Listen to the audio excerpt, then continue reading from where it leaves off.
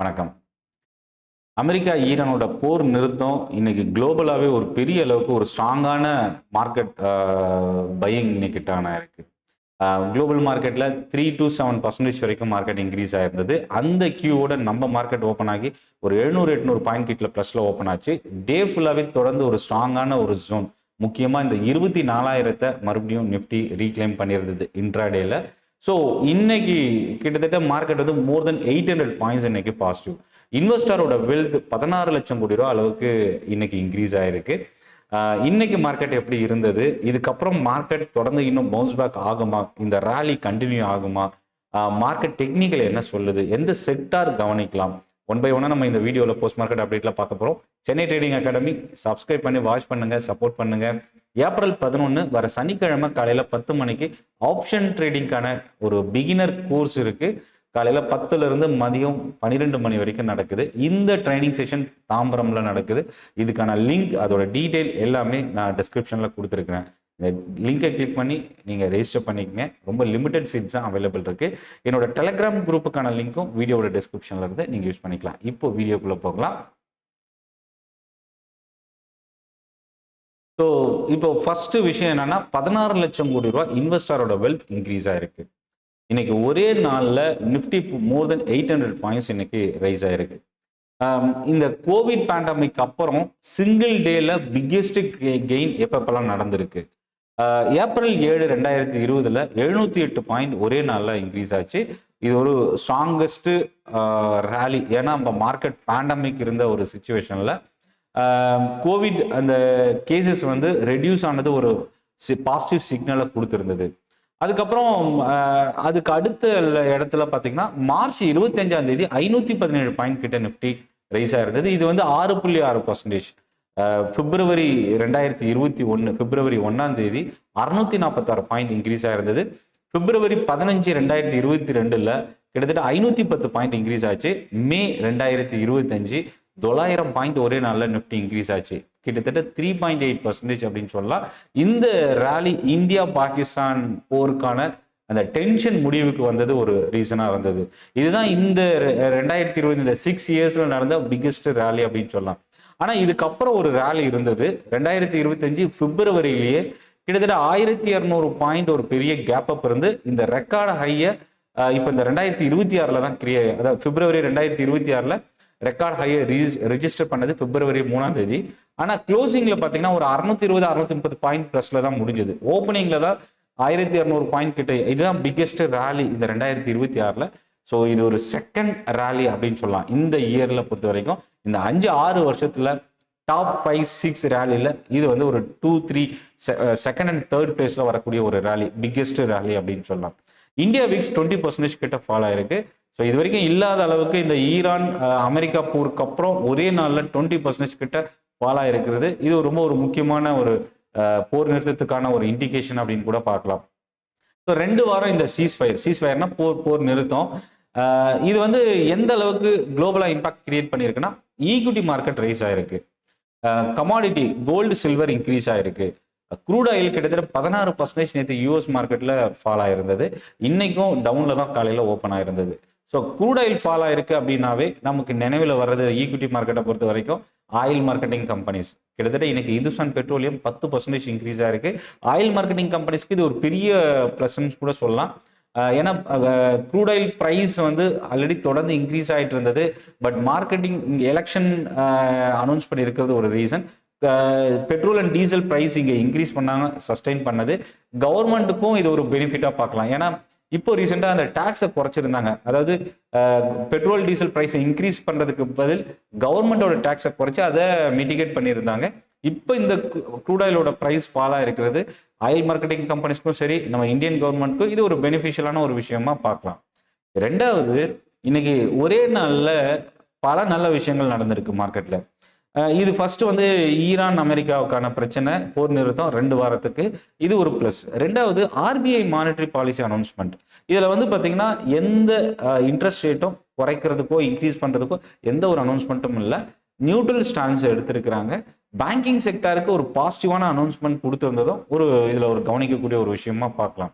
So RBI governor இன்ஃப்ளேஷனை பற்றியும், growth, rupee, இந்த rate crucial இது எல்லாமே இம்பார்ட்டன்ட் ட்ரிகராக இன்னைக்கு மார்க்கெட்டில் இருந்தது.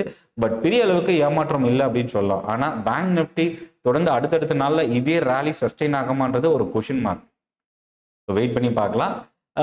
இன்னைக்கு 20 DMAக்கு மேலே தான் நிஃப்டி வந்து ஓப்பனிங்கே நடந்தது. பட் ரொம்ப ஸ்ட்ரென்த் அண்ட் கண்டினியூஸாக ரிட்டர்ன் ஆகிட்டு இருந்தது. இது தவிர ஸ்டாக் பக்கம் வரும்போது 2 ஸ்டாக் இன்னைக்கு ரொம்ப இம்பார்ட்டன்ட். ஒன்று டைட்டன் பிஸ்னஸ் அப்டேட் ரொம்ப ஸ்ட்ராங்காக இருந்தது, எதிர்பார்த்ததை விட பெட்டரான நம்பர்ஸ். அது வந்து இன்னைக்கு மோர் தென் 5% இன்க்ரீஸ் ஆகிறதுக்கு ஹெல்ப் பண்ணியிருந்தது. ரெண்டாவது இந்தியன் ஹோட்டலோட பிஸ்னஸ் அப்டேட். இப்போ இந்த அமெரிக்கா ஈரான் போர் பிரச்சனை இல்லை, என்னென்ன செக்டார் அதிகமாக ஃபாலோ ஆச்சோ அந்த செக்டார்லாம் இன்னைக்கு ஒரு ஸ்ட்ராங்கான ரேலி. இப்போ நம்ம மார்க்கெட்டை எடுத்துக்கலாம். எக்ஸாம்பிளுக்கு பேங்கிங் அண்ட் ஃபினான்ஷியல் ஸ்டாக்ஸ் தான் இன்னைக்கு மோர் தென் 5% இன்னைக்கு இன்க்ரீஸ் ஆயிருக்கு. பேங்கிங் அண்ட் ஃபினான்ஷியல் அப்படின்றது 3 இண்டெக்ஸ் இருக்கு. ஒன்று private sector bank index, PSU bank index, Nifty financial services. இந்த 3 இண்டெக்ஸுமே 5%. இது 2 விஷயம் நம்ம இதில் கவனிக்கலாம். ஒன்று அமெரிக்கா ஈரான் போர் நிறுத்தம் பேங்கிங் செக்டாருக்கும் ஒரு பெரிய ஸ்ட்ராங்கான பிளஸ். ரெண்டாவது RBIயோட அனௌன்ஸ்மெண்ட் பேங்க் செக்டாருக்கான ரிலீஃப் கொடுத்துருக்கிறதும் ஒரு பெரிய பாசிட்டிவாகவும் பார்க்கலாம். இந்த 2 விஷயமும் வந்து பார்த்தீங்கன்னா பேங்கிங் செக்டார் 5% மேலே இன்க்ரீஸ் ஆகிறதுக்கு ஹெல்ப் பண்ணியிருக்கு. ரெண்டாவது விஷயம் அமெரிக்கா ஈரான் போர் நிறுத்தம், இதை தாண்டி 2 செக்டார் ரொம்ப ஸ்ட்ராங்காக ரைஸ் ஆயிருக்கு. இன்னைக்கு இந்த 2 செக்டார் 6% மேலே இன்க்ரீஸ் ஆயிருக்கு. ஒன்று ஆட்டோ செக்டார், இன்னொன்று ரியல் எஸ்டேட். ஆட்டோ செக்டாரை பொறுத்த வரைக்கும் குளோபல் ப்ரெசன்ஸ் வந்து ரொம்ப இம்பார்ட்டன்ட். ஏன்னா டாடா மோட்டார், மாருதி, ஹுண்டாய் இந்த கம்பெனிஸ் எல்லாமே குளோபல் ப்ரெசன்ஸ் இருக்கக்கூடிய கம்பெனி, இம்போர்ட் எக்ஸ்போர்ட்ல இருக்கக்கூடிய கம்பெனி. ஸோ இது வந்து பார்த்தீங்கன்னா இந்த குளோபல் அன்சர்டனிட்டி வந்து இப்போ டெம்பரவரியாக ஸ்டாப் ஆகிருக்கிறது. இந்த ஆட்டோ செக்டாருக்கு இம்போர்ட் அண்ட் எக்ஸ்போர்ட்ல பெரிய அளவுக்கு ஒரு ரிலீஃப் கிடைச்சிருக்கும். ஸோ அவங்களோட பிஸ்னஸை மறுபடியும் இப்போ ஸ்டாப் ஆகிருந்த பிஸ்னஸை கண்டினியூ பண்ணுறதுக்கான ஒரு நியூஸ் வந்து பாசிட்டிவாக இருந்தது. ஆன்சிலரி கம்பெனிஸ், ஆட்டோ ஆன்சிலரி கம்பெனிஸும் அதே போல் ரியல் எஸ்டேட்டும் வந்து பார்த்திங்கன்னா பெரிய அளவுக்கு தேக்கம் இருந்தது இந்த அன்சர்டனிட்டியில். ஸோ அதில் வந்து பார்த்திங்கன்னா இப்போ ஒரே நாளில் ஒரு ஸ்ட்ராங்கான bounce back. Auto, real estate இந்த 2 செக்டார் தான் இன்னைக்கு இந்த ஜியோ பொலிட்டிக்கல் டென்ஷனில் ரிலீஃப்ல இருந்து அதிகமாக பாசிட்டிவ் டர்ன் ஆன 2 செக்டாராக பார்க்கலாம். வேறு எல்லா செக்டாருமே இன்னைக்கு பாசிட்டிவாக இருந்தது. யூரோப்பியன் கேஸ் ப்ரைஸ் வந்து 20% கிட்ட ஃபால் ஆயிருக்கு இந்த சீஸ்ஃபயர்னால. ஸோ இது வந்து கேஸ் அண்ட் சிட்டி கேஸ், அதே மாதிரி எனர்ஜி செக்டாருக்கு இது ஒரு பெரிய பாசிட்டிவாக இருந்தது. முக்கியமாக ரிலையன்ஸ் இண்டஸ்ட்ரீஸ்க்கு இது ஒரு பாசிட்டிவ். ஆயில் ரிஃபைனரியும் ரிஃபைனரி செக்டாருக்கும் ஆல்டர்னேட்டிவ் எனர்ஜி செக்டார், அதாவது கோல் இந்தியா, அதுக்கப்புறம் ரிஃபைனரியில் ONGC, ஆயில் இந்தியா, இந்த ஸ்டாக்ஸுக்கெல்லாம் இது ஒரு நெகட்டிவான விஷயம். ஏன்னா இந்த சீஸ்ஃபயர் வந்து ரிஃபைனரி ஸ்டாக்ஸுக்கு ஒரு நெகட்டிவ், ஏன் க்ரூட் ஆயிலோட ப்ரைஸ் ஃபால் ஆகிறது ஒரு நெகட்டிவ் இம்பேக்டாக பார்க்கலாம். அடுத்தது Adani group. Adani group already US கோர்ட்ல இருந்து இவங்களுக்கு சம்மன் வந்தது, அனுப்பப்படுறதா ஒரு நியூஸ் இருந்தது. SECயோட கேஸு, அதாவது அமெரிக்காவோட ரெகுலேட்டர் கேஸு. இதுக்கு அமெரிக்கா கோர்ட்ல அதானி ஒரு சில வாதங்களை முன் வச்சிருந்தாங்க. அதாவது என்னன்னா, அமெரிக்காவில் இந்தியாவோட இந்த அமெரிக்க பத்திரத்தை வெளியிட்டு அது மூலயமா அமெரிக்காவில் வந்து ஃபண்ட் ரைஸ் பண்ணி இங்கே முறைகேடு பண்ணியிருக்கிறாங்க அப்படின்றது அதோட பிரச்சனை. பட் ஆனால் இப்போ இதில் இவங்க முன் வச்சிருக்கிற வாதம் அந்த கோர்ட்டில் என்ன சொல்லியிருக்கிறாங்கன்னா, இந்த பத்திரங்கள் அமெரிக்காவில் வெளியிடவில்லை. இதுதான் ரொம்ப இம்பார்ட்டன்ட். ரெண்டாவது, அமெரிக்காவில் அதானி கிரீன் லிஸ்டிங்கில் இல்லை. மூணாவது, இந்த அமெரிக்காவுடனான எந்த தொடர்பும் அதானி கிரீனுக்கு இல்லைன்றதை மென்ஷன் பண்ணியிருக்கிறாங்க. இன்னொரு முக்கியமான விஷயம் என்னன்னா, 2024 இந்த பத்திரத்து மூலயமா திரட்டின நிதியை திருப்பி நாங்கள் செலுத்திட்டோம் அப்படின்றதையும் இவங்க கொடுத்துருக்குறாங்க. ஸோ இதில் முதலீட்டாளர்களுக்கு எந்த நஷ்டமும் இல்லைன்றதையும் மென்ஷன் பண்ணியிருக்கிறாங்க. இந்த விஷயம்தான் இந்த கோர்ட் வந்து அக்செப்ட் பண்ணதுக்கான, US கோர்ட் அதானி குரூப்போட இந்த முறையீடு அக்செப்ட் பண்ணதுக்கான ஒரு ரீசன். இது ஒரு பெரிய அளவுக்கு பாசிட்டிவ் சென்டிமெண்ட் அப்படின்னு கூட சொல்லலாம். வரப்போகிற அடுத்தடுத்த செஷன் அதானி குரூப் ஸ்டாக்ஸை நம்ம கவனிக்கலாம். அடுத்தது எலக்ட்ரானிக்ஸ் இண்டஸ்ட்ரி. சிப்செட்ஸோட ப்ரைஸ் வந்து இன்க்ரீஸ் ஆகிறது 15 to 20% இன்க்ரீஸ் ஆகிறதுக்கான நியூஸ். இதில் என்னன்னா, எலக்ட்ரானிக்ஸில் எல்லா ஸ்டாக்குமே பாசிட்டிவ், எல்லா ஸ்டாக்குமே நெகட்டிவ்னு சொல்ல முடியாது. இதில் வந்து பார்த்தீங்கன்னா, இம்போர்ட் பண்ணக்கூடிய இந்தியன் லிஸ்டட் கம்பெனிஸ்க்கு வந்து இந்த சிப்பு வந்து பார்த்தீங்கன்னா ஒரு நெகட்டிவ் இம்பேக்ட். சிப் மேனுஃபேக்சரிங் பண்ணுற கம்பெனிஸ்க்கு இது ஒரு பாசிட்டிவான ஒரு விஷயமா பார்க்கலாம். யூனியன் பேங்க் 7 to 8% இன்னைக்கு இன்டர்டேல ரைஸ் ஆச்சு. முக்கியமாக பேங்கிங் செக்டார் இன்க்ரீஸ் ஆனதுக்கு இன்னொரு காரணம் என்னன்னா, பாண்ட் ஈல்டு குறைஞ்சது, கூல் ஆஃப் ஆனது ஒரு பெரிய ப்ளஸ். ஏன்னா யூனியன் பேங்க் நீங்கள் 78% இன்க்ரீஸ் ஆனதுக்கு ஒரு ஒன் ஆஃப் த ரீசனாக பார்க்கலாம். அதே போல் ஃபினான்ஷியல் ஸ்டாக்ஸ் முக்கியமாக ஸ்ரீராம் ஃபினான்ஸு நிஃப்டியில் டாப் கெய்னராக இன்னைக்கு க்ளோஸ் ஆகிருக்கு. ரொம்ப ஒரு ஸ்ட்ராங்கான அப்சைட் மொமெண்டம். ஃபினான்ஷியல் ஸ்டாக்ஸ் நான் காலையில் டெலகிராம் குரூப்லேயே நான் ஷேர் பண்ணியிருந்தேன். ஃபினான்ஷியல் சர்வீசஸ் என்பிஎஃப்சி கம்பெனிஸ் நம்ம கவனிக்கலாம். ரியல் எஸ்டேட், என்பிஎஃப்சி எல்லாமே ஒரு செயின் லிங்க் செக்டார் அப்படின்னு சொல்லலாம். இது எல்லாமே க்ரோத் வைஸ் வந்து இந்த ஜியோ பொலிட்டிக்கல் டென்ஷன் வந்து ஓவரால் க்ரோத்தை வந்து ஸ்ட்ரகிள் பண்ணியிருந்தது. இப்போ அதிலிருந்து வெளியில் வந்திருக்கிறது. ஸோ கன்சியூமர் இண்டஸ்ட்ரியோட growth, lending companies, real estate இது எல்லாமே ஒரு பாசிட்டிவ் சைடாக டர்ன் ஆகிறதுக்கான வாய்ப்பு இருந்தது. அடுத்தது இதில் நம்ம கேபிட்டல் மார்க்கெட் செக்டார் ரொம்ப இம்பார்ட்டன்ட். ஏன்னா கேபிட்டல் மார்க்கெட் செக்டாரை பொறுத்த வரைக்கும் மார்க்கெட் இன்க்ரீஸ் ஆகிறது கேபிட்டல் மார்க்கெட் செக்டாருக்கு. கேபிட்டல் மார்க்கெட் செக்டார்ன்றது என்னன்னா புரோக்கரேஜ் கம்பெனிஸ், எக்ஸ்சேஞ்சு, அதே மாதிரி அசட் மேனேஜ்மெண்ட் கம்பெனிஸ், இது எல்லாமே சேர்ந்து கேபிட்டல் மார்க்கெட் இண்டஸ்ட்ரின்னு சொல்லலாம். இப்போ மார்க்கெட் இன்க்ரீஸ் ஆகிறது எக்ஸ்சேஞ்சுக்கு இது ஒரு பாசிட்டிவ். அதே மாதிரி நான் ஆல்ரெடி இந்த செஷன் ஓப்பன் ஆகும்போது கிட்டத்தட்ட 16 லட்சம் கோடி ரூபா அளவுக்கு இன்வெஸ்டரோட வெல்த் ரைஸ் ஆயிருந்தது இந்த மார்க்கெட் ரேலியில்.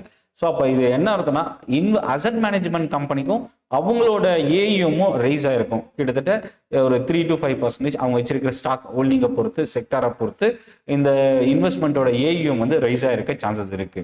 ஸோ அப்போ ஏஎம்சி கம்பெனிஸ்க்கும் இது ஒரு பாசிட்டிவான ஒரு விஷயமா பார்க்கலாம்.